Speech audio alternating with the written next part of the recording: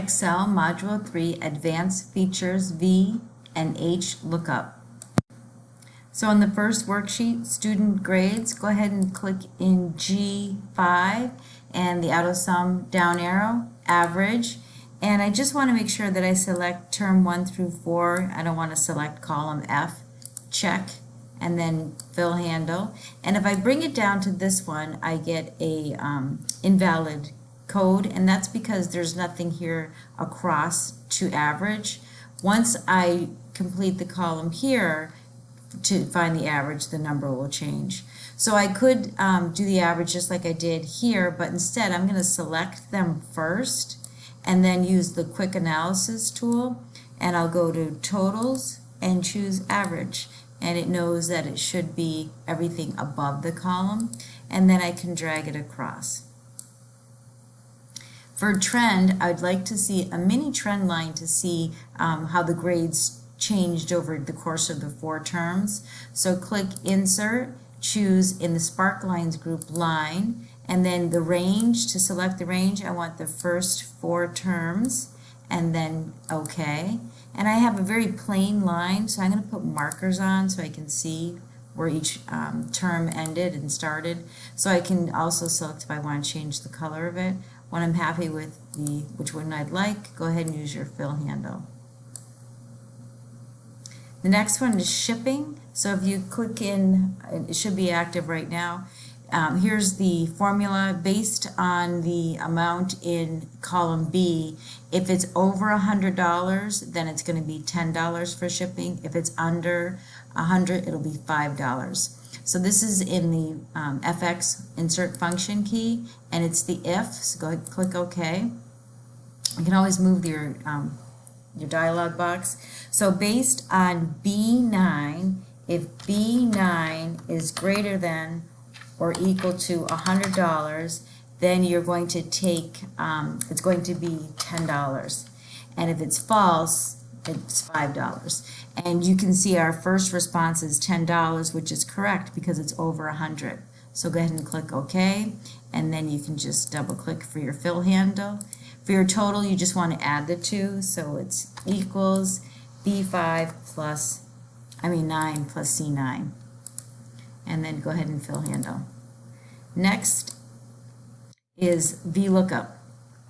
So what we want to do is, if you see the item numbers over here, 93, 142, and so forth, what they're related to, 93 would be tires, 142 is carburetor.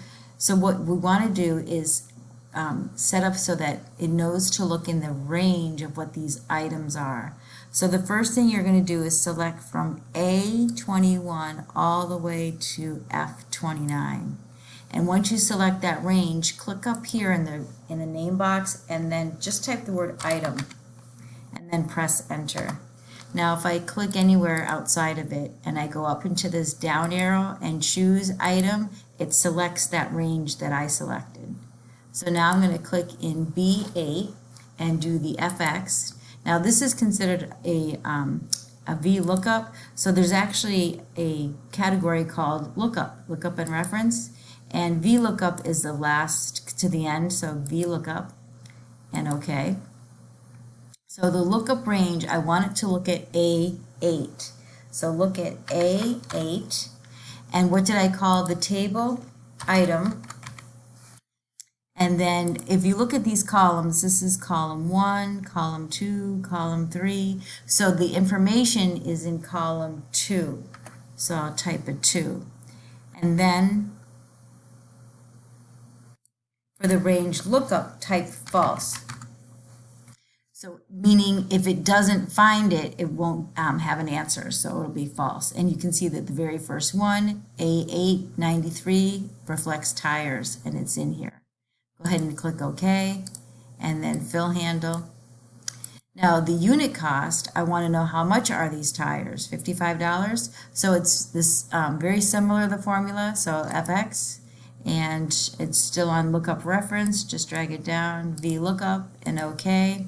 And again, I'm referring to A8, the table is still item, but the price, the unit price is in column 1, 2, 3. And again, false. And you'll see it's $55. And then click OK and drag it down. So you don't have to worry about the value here. You can skip that. So I just wanted to show you that. So that's Vlookup, meaning it's looking up vertically. Now we're going to do H Lookup. So for the H lookup, H is going across. So we're looking at the scores, and where the scores range would be their grade level. So we need to first select the item. So start in B4 and go all the way to G5 and click up in the name box, and this will be called grade, and enter. And if you want to check it, if I click anywhere and then click in the name box and choose grade, it selects the exact item. So let's first do our average. So the auto sum down arrow, average, it's the 4 tests, check, and go ahead and fill handle. And now we're going to create our formula for the grade going horizontal. So this one, again the FX, but this time about halfway down you're looking for H lookup and OK. Now the average is in F8, so it's F8. The table, I called it grade, and then what row is it in? The row, then the value is in row 1, the letter is in row 2. And this time, because we want it to match the range between the two, type in true. And then click OK, and you can see the first one is going to be a D. And then click OK and fill handle. And then the last one, it's another vertical lookup, so it's based on whatever their discount category is, that's how much they'll get off. So select the range, go in the name box, and we'll call it discount. And then if we check, we're saving, we have all 3 of them. Now I'm going to click discount, there it is. So the FX, again, you can move it. So I want it to look at C4. So let me go into, this is a vertical lookup. And I want it to look at C4. The table was called discount.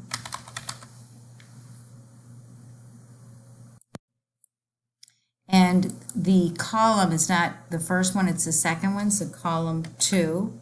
And then the range lookup is false, meaning if it doesn't fall in any of these letters, it's not going to be a percentage off. So go ahead and click OK.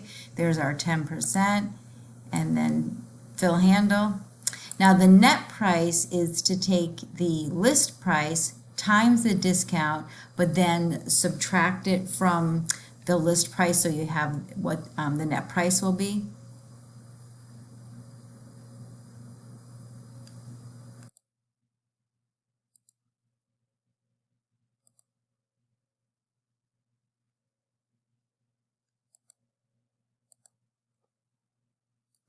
So the formula will be equals, and you'll take the list price, you're going to subtract it from the discount, but the discount, let's put that in parentheses, is going to be again D4 times the discount, close parentheses. Once it does inside the parentheses first, then I'll subtract it from the D4, which is the list price. And in here I have an invalid formula because up here I forgot the minus sign. And then check, and there we go. And that's a save and submit.